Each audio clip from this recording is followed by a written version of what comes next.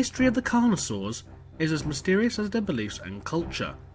They treat humans as equals, conduct gruesome blood and dismemberment sacrifices to the Emperor in the form of executed traitors, and are known to devour their victims as often as they kill them.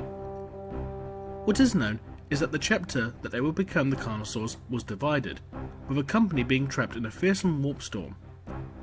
It was only recently that they were rediscovered when the warp storms that separated them from the Imperium finally ended, several thousand years later. Almost uniquely amongst the Astartes, the Carnosaurs do not have a singular chapter master. Instead, they have what's known as the Archosaurid Council, which consists of 13 company leaders which rules the chapter. The central figure of the council is known as the Reclusiarch. The Carnosaurs share a genetic flaw that hints at them being the Blood Angel's descendants, in this case the Black Rage and the Red Thirst.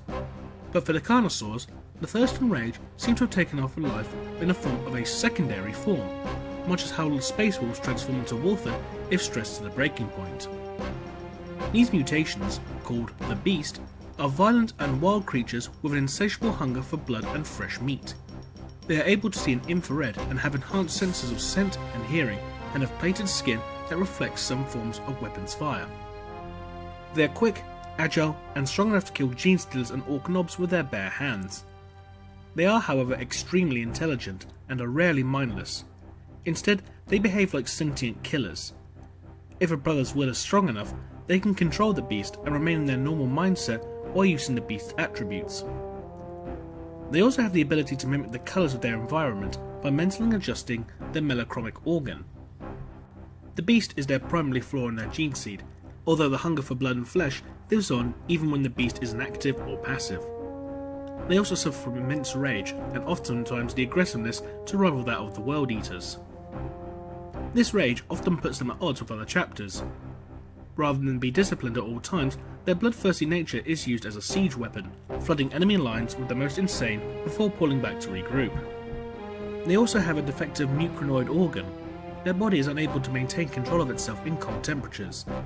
A Carnosaur exposed to icy environments reverts back into a hibernating state, and will die if not brought into warmer temperatures. The founding fathers of the Carnosaurs are unknown, though there are legends surrounding crimson angels with hands rubbed with blood of serpents landing on the planet Pangaea Ultima, hinting at possibly a Blood Angel's company or descendant chapter having been founders of the Carnosaurs. They settled upon a star system that was considered unlivable by other chapters, the Hallowed Star System. They still use remnants of their days as a fleet chapter, such as space hulks rather than barges.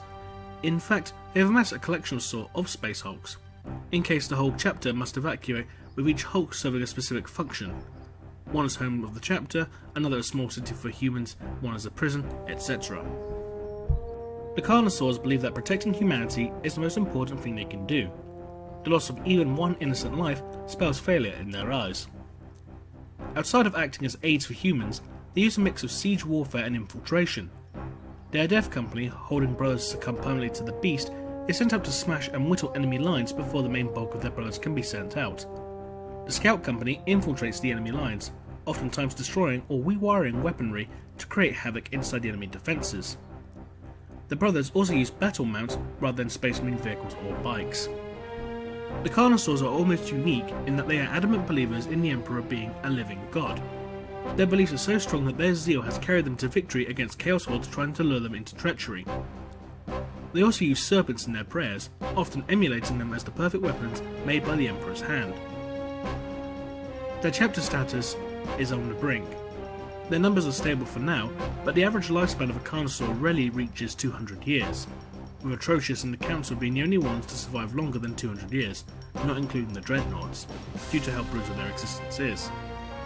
They are in danger as being labelled as for eradication due to their savagery and extremely flawed gene seed.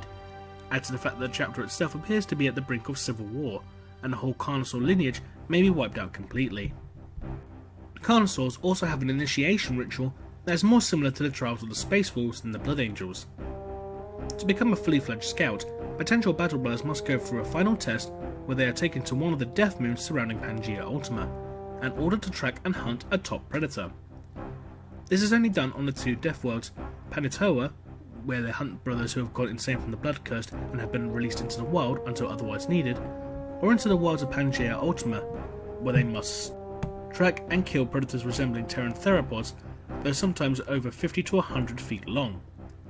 They are given a month and work in small groups to track and hunt the creatures. Most never make it back, becoming monstrous beasts or being devoured by their prey. If they do not arrive before the month ends, they are left behind in the wilds and at the mercy of the monsters that live there. Those that return home are elevated to the scout company, with them coming back wearing the skin and bones of the creature they killed, in a vague similarity to berserkers from Terran legend.